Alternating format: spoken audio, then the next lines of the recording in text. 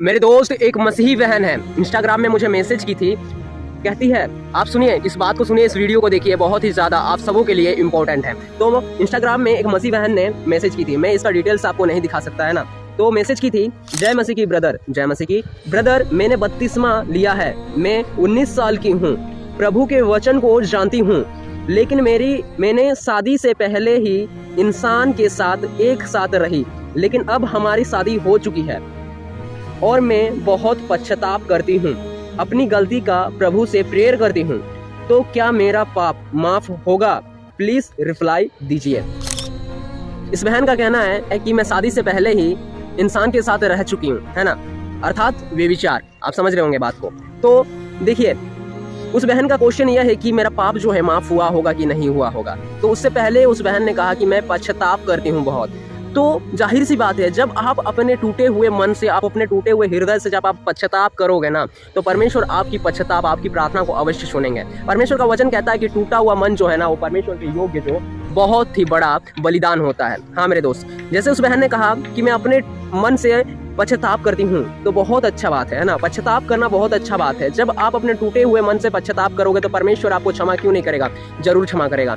और एक बात ये रहा कि ये सब चीज़ जो है ना, जो हुआ सो हुआ, लेकिन ये सब चीज़ किसी को नहीं बताना चाहिए। क्यों? क्योंकि ऐसे समय में ना शैतान कार्य करता है। आपका पाप, आप पश्चाताप करते हैं, आपका पाप क्षमा हो गया होगा, लेकिन शैतान आपके मन में फिर से डालता है कि पता नहीं यार, मेरा पाप क्षमा हुआ होगा कि नहीं हुआ होगा। और जब आप किसी को बताते हैं, आप अपने मुंह से अंगीकार करते हैं ना, तो वो पाप कैसे क्षमा होगा? आपको भरोसा ही नहीं कि मेरा पाप क्षमा हो गया, तो वो पाप कैसे क्षमा होगा? आप अपने मुंह से अंगीकार नहीं कीजिए कि पता नहीं क्षमा हुआ होगा कि नहीं क्षमा होगा। जब आप अपने टूटे हुए मन से पश्चाताप करेंगे ना, तो आपका पाप अवश्य क्षमा होगा। और देखिएगा, आप जब रोते हुए क्षमा मांगोगे ना, तो एक जब आपका पाप जब क्षमा हो जाएगा ना, तो आपके शरीर में, आपके हृदय में एक अजीब सा, एक अलग सा आनंद आएगा, जो मैंने अपने जीवन पे महसूस किया है। क्या मैं भी तो एक इंसान हूँ, मुझसे भी गलती हुआ है, होता है ना, मुझसे भी गलती हुआ, बहुत बड़ा गलती हुआ है, ऐसे बात नहीं कि गलती नहीं हुआ है। लेकिन मैंने जब पश्चाताप किया ना, रो के पश्चाताप किया, जब रोता था तब उस समय में रोने के बाद, जब ये थोड़ा देर बाद क्या होता है ना, एक बहुत ही अजीब से, एक बहुत ही सुकून भरा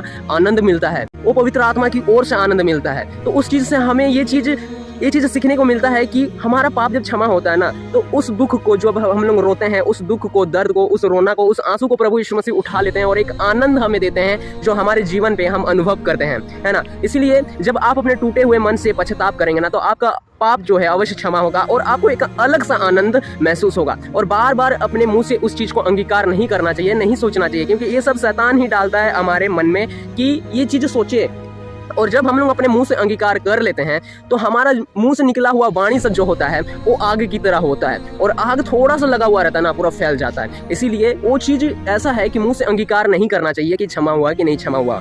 प्रभु के ऊपर विश्वास करना है, भरोसा रखना है, क्योंकि उसने हमारे लिए अपना लहू बहा दिया ताकि हमारा पाप जो है क्षमा हो। इसीलिए ना बहाया हमारा लहू कि हमारा पाप जो है क्षमा हो। इसीलिए भरोसा रखना है प्रभु यीशु मसीह के ऊपर कि प्रभु ने हमारे लहू बहा दिया, मेरा पाप जो है क्षमा हुआ होगा। और एक बात ये रहा कि दाऊद ने भी व्यभिचार किया, पाप किया, है ना, लेकिन दाऊद ने कहा, दाऊद के विषय में वचन कहता है कि दाऊद जो है रो कर अपना बिछौना को जो है भिगा देता है। इतना पश्चाताप करता है कि रो करके दाऊद जो है अपना बिछौना को भिगा देता है। दाऊद इतना प्रार्थना करता है, इतना पश्चाताप करता है। तो दाऊद के समय का अलग बात है, उस समय ना प्रभु यीशु मसीह नहीं आए थे, फिर भी देखो दाऊद ने कितना बड़ा पश्चाताप किया, रो के अपना बिछौना भिगा दिया। लेकिन अभी जो है ना, दाऊद के समय प्रभु यीशु मसीह नहीं आए थे, लेकिन अभी हमारे समय में जो है ना, प्रभु यीशु मसीह आए और अपना लहू को बहा दिया। दाऊद के समय से ज्यादा सरल अभी है, क्योंकि प्रभु यीशु मसीह ने हमारे लहू बहाया। हम जब प्रभु यीशु मसीह के नाम से ही प्रार्थना करेंगे ना, टूटा हुआ मन से, कि प्रभु यीशु मसीह के नाम से, प्रभु यीशु मसीह के लहू से मेरे पापों को, उस पाप को धो दीजिए पिता,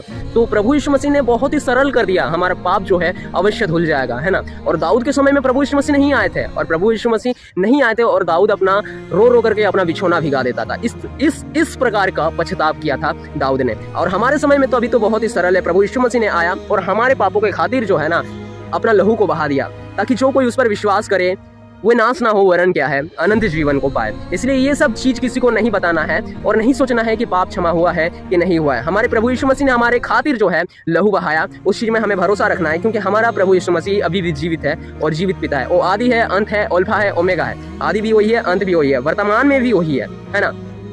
तो हमें नहीं बताना है, हमें पश्चाताप करना है। टूटा हुआ मन परमेश्वर के योग्य बलिदान होता है।